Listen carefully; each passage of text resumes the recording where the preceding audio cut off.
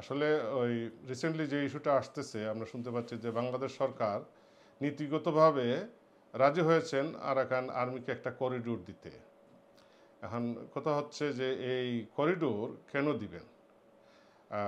এটা বলা হচ্ছে যে মানবিক সামগ্রী, দ্রব্য সামগ্রী এগুলো দেওয়ার জন্য।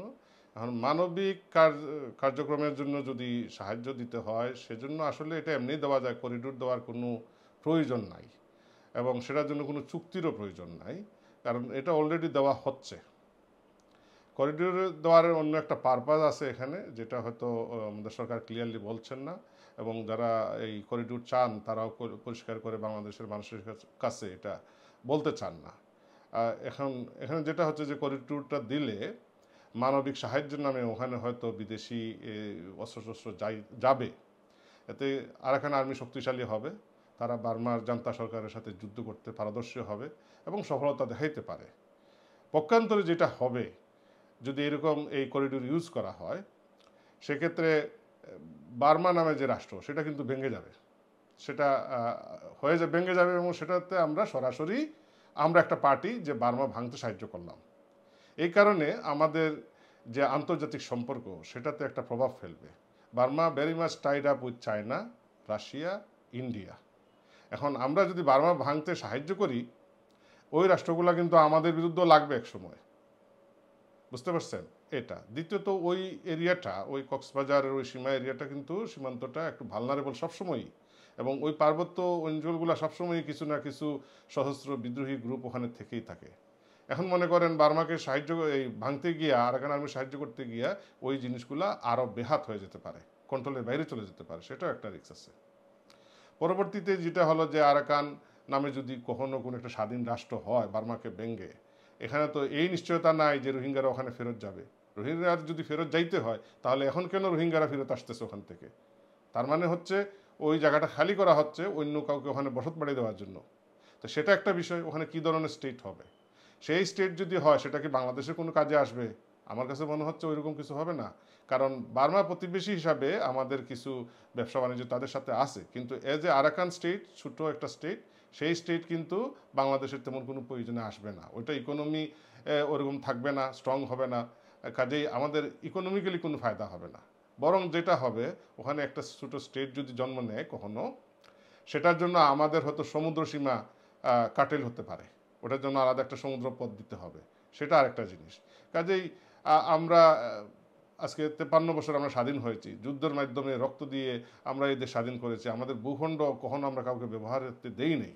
আজকে কেন আমরা এটা দিব? আর কেন আমরা এবার আরেকটা রাষ্ট্রকে ভাঙার জন্য আমরা এখানে পার্টি হব? এটা তো প্রয়োজন নাই।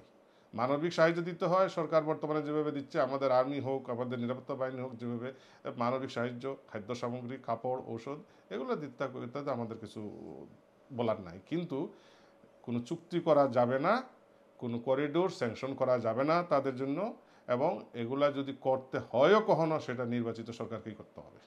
করিডোর দেওয়াতে ভবিষ্যতে কি আর কোনো সমস্যা আছে? হ্যাঁ, এই যে বললাম অলরেডি যে করিডোর দেওয়ার কারণে যেটা হবে যে মায়ানমারের সাথে আমাদের সম্পর্কটা ভেঙে যাবে, এবং এজ এ রিজাল্ট মায়ানমার হয়তো একটা প্রতিশোধমূলক আচরণ করতে পারে, বাংলাদেশের বিরুদ্ধে একটা স্ট্যান্ড নিতে পারে। তারপরে ধরুন মায়ানমার তো চায়নার সাথে সুসম্পর্ক আছে, রাশিয়ার সাথে আছে, তারা আজকে দুর্বল, কিন্তু 2-4 বছরের ভিতরে তারা যদি রাশিয়া এবং চায়না থেকে অস্ত্র নিয়ে এসে ওই আরাকান আর্মিকে তারা ধ্বংস করতে চায় এবং নামে, তো আরাকান আর্মি যদি পলাইতে দেয় তখন তো তারা বাংলাদেশে এসে ঢুকবে, এটাই তাদের একমাত্র পথ, এদিকে ঢুকবে। তো ঢুকার পরবর্তীতে কি হবে, যদি এই আরাকানি আর্মি উচ্ছেদ হয়ে যায় বার্মার আর্মি দ্বারা, বার্মা কি তখন বাংলাদেশকে সুদৃষ্টিতে দেখবে? নিশ্চয়ই দেখবে না, সেখানে একটা রিস্ক আছে। তো এই জাতীয় রিস্ক কেন আমরা নিব? আমরা তো এখান থেকে কোনো গেইনার না, বা গেইন হওয়ার কোনো সম্ভাবনাই নাই। এটা কোনো একটা ভায়াবল স্টেটও হবে না, এটা অ্যাট বেস্ট ভারতের যে 7 সিস্টার্স বলা হয় ওই ধরনেরই একটা দুর্বল স্টেট হবে। বাট এটার ডিজাইনটা যদি আমেরিকাতে বসা করা হয়, জাতিসংঘের মাধ্যমে করা হয়, সেটা হয়তো আরও, যেটা আমি বলতে চাচ্ছি না, যেটা ইমাজিন করা যায়, সেটা হতে পারে আরেকটা মিডল ইস্টের একটা স্টেটের মতো, শুধুমাত্র একটা নির্দিষ্ট জাতিগোষ্ঠীর জন্য। সেখানে হয়তো বাংলাদেশের বাঙালিদের জায়গা হবে না, রোহিঙ্গাদের জায়গা হবে না, কোনো মুসলমানের জায়গা নাও হইতে পারে।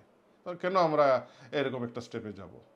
আচ্ছা, এত করিডোর নিয়ে এত আলোচনা, এত সমালোচনা হচ্ছে, এই করিডোর দেওয়া কিভাবে রোধ করা যায়? এটা বর্তমান সরকারের কোনো অথরিটি নাই এই ধরনের রাষ্ট্রের ভূখণ্ড ব্যবহার করার জন্য অন্য কাউকে অনুমতি দেওয়া। তো সরকার এখানে একটা অলরেডি ভুল করে ফেলেছেন, কোনো রাজনৈতিক দলের সাথে আলাপ আলোচনা করেন নাই, জাতীয় ঐক্যমত হয় নাই। কাজেই বড় আমি মনে করি দেশের প্রতিষ্ঠিত রাজনৈতিক দলগুলা এগিয়ে আসবে, এসে ভয়েসটা ক্লিয়ার করবে যে হোক সেটা জাতিসংঘ, হোক সেটা আমেরিকা, যে যাই বলুক, এটা আমরা জনগণ, বাংলাদেশের 18 কোটি জনগণ, we decide our future, we make the decision, not our government. তো এটা বলে দিতে হবে যে এখানে আমাদের স্পষ্ট উচ্চারণ হচ্ছে না, আমরা করিডোর দিব না।